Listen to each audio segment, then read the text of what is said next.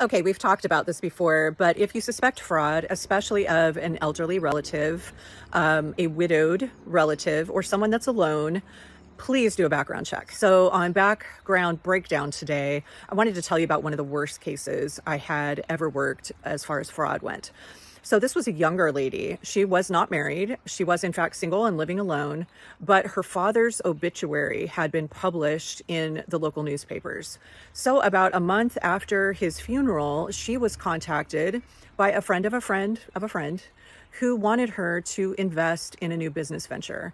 So she had inherited some money from her father, and she decided to go ahead and invest.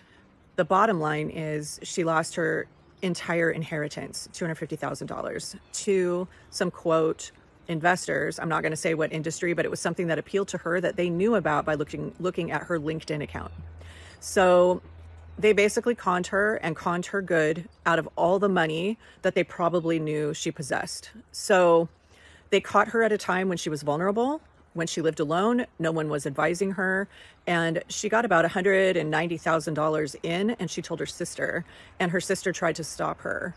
But these cons kept promising her this huge return on the money she had already invested if she just invested a bit more. And that's how they got her for all of it. All right, I'm Anna Stowe. I'm a private investigator here in California with over 24 years of experience. If you suspect that someone in your family is being conned, or you know they're going to be vulnerable to a con, something in their life is going to change, anything like that, please advise them to do a background check on these people before they give anyone any money, even a financial planner. So there are some unscrupulous financial planners out there, and there are some marvelous ones, but two heads are better than one. So stick together and choose wisely and do a background check.